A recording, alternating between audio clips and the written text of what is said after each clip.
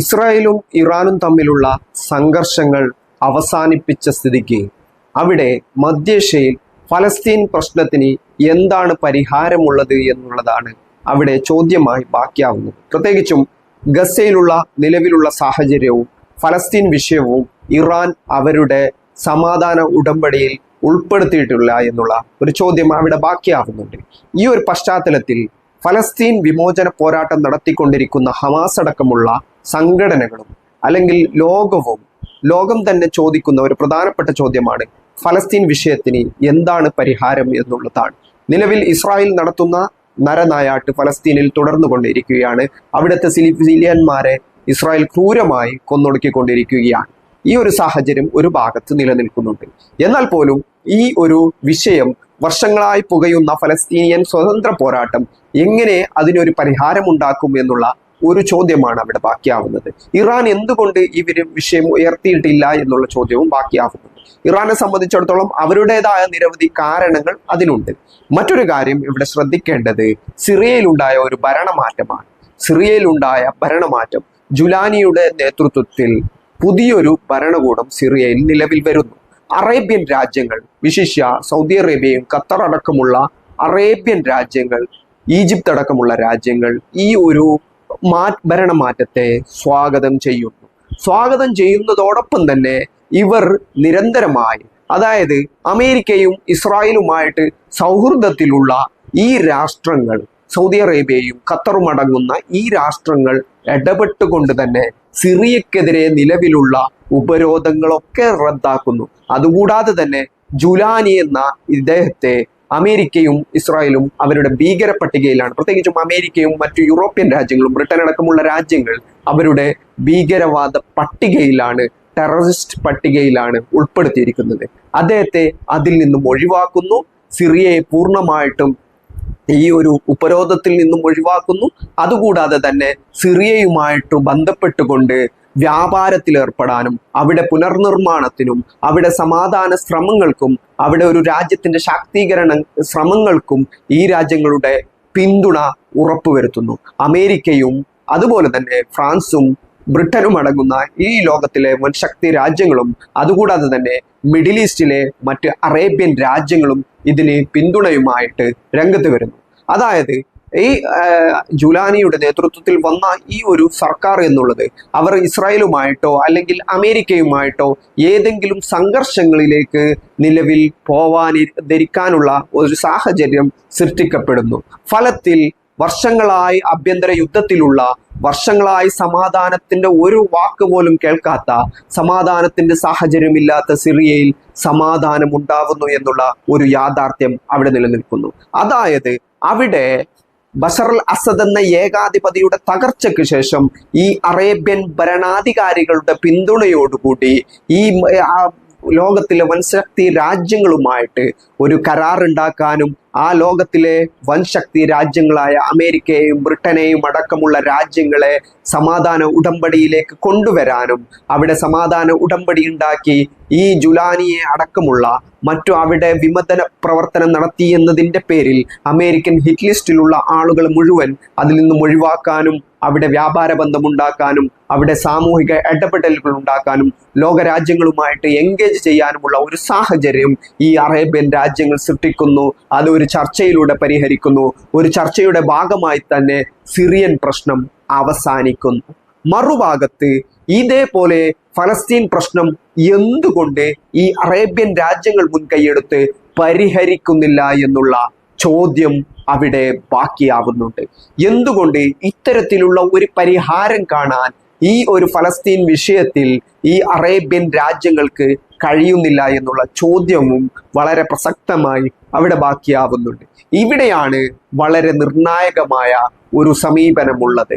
അതായത് നിലവിൽ ഗസയിൽ ഭരണം ഉണ്ടായിരുന്ന ഹമാസും അതുകൂടാതെ തന്നെ ഈ ഒരു ഫലസ്തീൻ വിമോചന സ്വതന്ത്ര പോരാട്ടത്തിന് നേതൃത്വപരമായി പങ്കുവഹിക്കുന്ന ഹമാസിന്റെ നേതൃത്വത്തിലുള്ള ഇസ്ലാമിക് ജിഹാദ് അടക്കമുള്ള ഈ ഒരു സംഘടനകളാണ് അവിടെ ഇവർ ഈ അറേബ്യൻ രാജ്യങ്ങളെ അലോസരപ്പെടുത്തുന്നത്. കാരണം ഇത്തരത്തിലുള്ള ഒരു സമാധാന ഉടമ്പടിയിലേക്ക് കൊണ്ടുവരാൻ അവർ ശ്രമിക്കാത്തതിൻ്റെയും അല്ലെങ്കിൽ അവർ പരിഹാരമുണ്ടാക്കാത്തതിൻ്റെയും കാരണം എന്നുള്ളത് അത് ഹമാസിന്റെ വിജയമായോ, ഇസ്ലാമിക് ജിഹാദിന്റെ വിജയമായോ, ഫലസ്തീൻ വിമോചന പോരാട്ടത്തിന്റെ വിജയമായോ വ്യാഖ്യാനിക്കപ്പെടാം.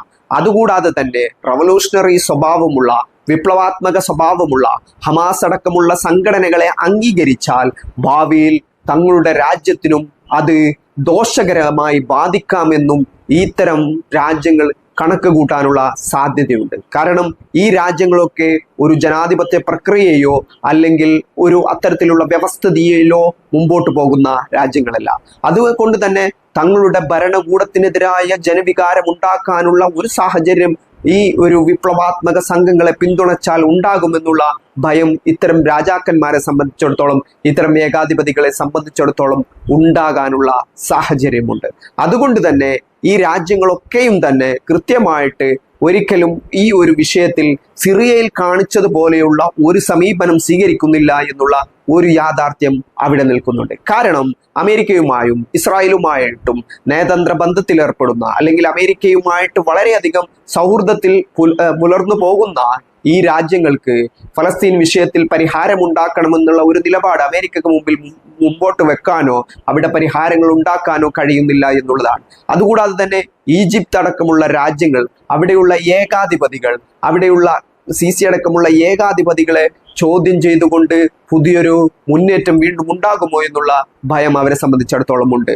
അതുകൊണ്ട് തന്നെ അമേരിക്കയെയോ ഇസ്രായേലിനെയോ പിണക്കിക്കൊണ്ടുള്ള ഒരു സമീപനം സ്വീകരിക്കാനുള്ള ഒരു സാഹചര്യം അവിടെ ഉണ്ടാവുന്നില്ല. മാത്രമല്ല ഇവിടെയൊക്കെ ഈ അറേബ്യൻ രാജ്യങ്ങളിലൊക്കെ അമേരിക്കയ്ക്കും ഇസ്രായേലിനും വേണ്ടപ്പെട്ടവർ തന്നെയാണ് ഭരണാധികാരം നടത്തുന്നത്. അവരുടെ നയങ്ങളൊക്കെയും ഇവർക്ക് ഇഷ്ടപ്പെട്ടതുപോലെ തന്നെയാണ് മുമ്പോട്ട് പോകുന്നത്. പക്ഷേ ഫലസ്തീൻ വിഷയത്തിൽ ഇത്തരം ഒരു നിലപാട് സ്വീകരിച്ചാൽ, അമേരിക്കക്ക് മുമ്പിൽ ഒരാവശ്യം ഉന്നയിച്ചാൽ അത്തരം ആവശ്യങ്ങൾ നിറവേറ്റാനുള്ള ഒരു സാഹചര്യം ഗസയടക്കമുള്ള അല്ലെങ്കിൽ വെസ്റ്റ് ബാങ്ക് അടക്കമുള്ള സ്ഥലങ്ങളിൽ ഉണ്ടാവേണ്ടതുണ്ട്. അവിടെ ഏറ്റവും കൂടുതൽ ജനസ്വീകാര്യതയുള്ള, ജനപിന്തുണയുള്ള ഹമാസ് പോലെയുള്ള സംഘടനകൾ അവിടെ നിലനിൽക്കുമ്പോൾ ഹമാസിന്റെ നേതൃത്വത്തിലുള്ള ഒരു ഭരണം അവിടെ നിലവിൽ വന്നാൽ അത് പൂർണ്ണമായിട്ടും ഇസ്രായേലിന് വീണ്ടും ഭീഷണിയാവുകയും അവിടെ ഏറ്റവും പിന്തുണയുള്ള ജനസ്വീകാര്യതയുള്ള സംഘടന എന്നുള്ളത് അത് ഹമാസ് ആണ്. ഹമാസിന്റെ നേതൃത്വത്തിലുള്ള സർക്കാർ ആയിരിക്കും വീണ്ടും അവിടെ വരിക. അതുകൊണ്ട് തന്നെ ആ ഹമാസിനെ അംഗീകരിക്കാനോ, ഹമാസിന്റെ പോരാട്ടങ്ങളെ അംഗീകരിക്കാനോ, ഹമാസ് മുമ്പോട്ട് വെക്കുന്ന ആശയങ്ങളെ അംഗീകരിക്കാനോ ഈ അറേബ്യൻ രാജ്യങ്ങൾ ഒരിക്കലും തയ്യാറായിട്ടില്ല. അതുകൊണ്ടുകൂടിയാണ് ഹമാസ് അവരുടേതായ പ്രതിരോധ മേഖലകളിൽ ഇറാനുമായിട്ടുള്ള ഭരണകൂടവുമായിട്ടും സഹകരിക്കാൻ തയ്യാറായിട്ടുള്ളത്. അതുകൊണ്ട് തന്നെ നിലവിലുള്ള ഈ ഒരു സാഹചര്യത്തിൽ കൂടിയാണ് സിറിയയിൽ പരിഹരിക്കപ്പെട്ടതുപോലെയുള്ള ഒരു പരിഹാരം ഫലസ്തീനിൽ ഉണ്ടാവുന്നില്ല എന്നുള്ള ഒരു യാഥാർത്ഥ്യം അവിടെ ഉണ്ടാവുന്നത്.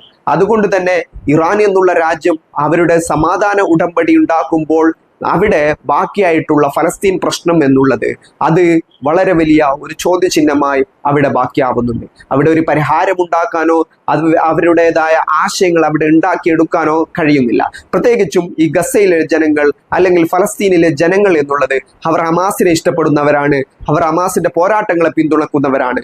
അതുകൊണ്ട് തന്നെ ഈ അറേബ്യൻ രാജ്യങ്ങളൊക്കെ ഇത്തരത്തിലുള്ള ആ ഒരു റവല്യൂഷണറി സ്വഭാവമുള്ള ഒരു സംഘടനയെ പിന്തുണക്കുന്ന ഒരു ജനതയെ സംബന്ധിച്ചിടത്തോളം ആ ജനത ഉയർത്തെഴുന്നേറ്റ് കഴിഞ്ഞാൽ അത് വീണ്ടും തങ്ങൾക്കും കുഴപ്പമായി പോകുമോ എന്നുള്ള ഭയവും ഇവരെ പിടിപെടുന്നുണ്ടോ എന്നുള്ള സംശയം അവിടെ ബാക്കിയാവുന്നത് അതുകൊണ്ടാണ്.